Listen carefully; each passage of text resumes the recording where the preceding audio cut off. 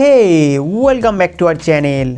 In today's video, I want to tell you how to connect Rode NT-UC Plus microphone with any Android और iOS device. इस video में हम NT-UC Plus microphone के साथ Android और iOS phone connect करके recording करना सीखेंगे। ये माइक्रोफोन आपको Type-C पोर्ट के साथ आता है। इसके साथ आपको 3 मीटर का Type-C to Type-C केबल देखने को मिल जाएगा।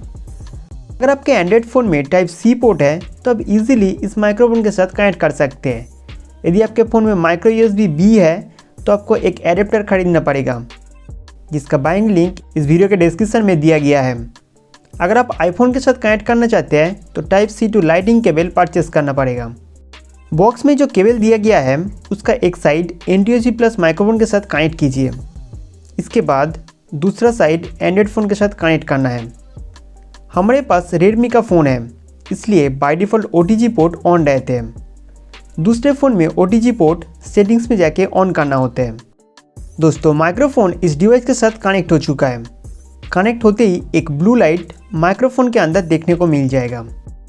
एंड्रॉयड डिवाइस में कोई भी साउंड रिकॉर्डिंग एप्लीकेशन से हम वॉइस रिकॉर्ड कर सकते हैं। फिलहाल हम रेकफोर्स 2 एप्लीकेशन से वॉइस रिकॉर्ड करेंगे। ये आपको प्ले स्टोर पर मिल जाएगा। रेड साइकिल पे टैप करते ही वॉइस रिकॉर्ड होना शुरू हो गया है। अभी आप ये जो साउंड सुन रहे हो वो अनएडिटेड इसी माइक्रोफोन के द्वारा रिकॉर्ड किया गया है। रिकॉर्ड शुरू करने से पहले जो साउंड सुन रहे थे वो बोया M1 माइक्रोफोन से रिकॉर्ड किया गया है।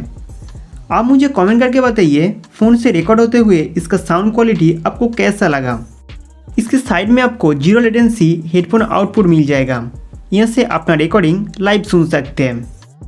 एंड्रॉयड फ़ोन में इस माइक्रोफोन को रोड का एक एप्लीकेशन से कंट्रोल कर सकते हैं। एप्लीकेशन का नेम है road centre mobile. Microphone connect करने के बाद इसी एप्लीकेशन को एक्सेस कर सकते हैं। इसकी होम पेज पर कई सारे सेटिंग्स देखने को मिलेगा।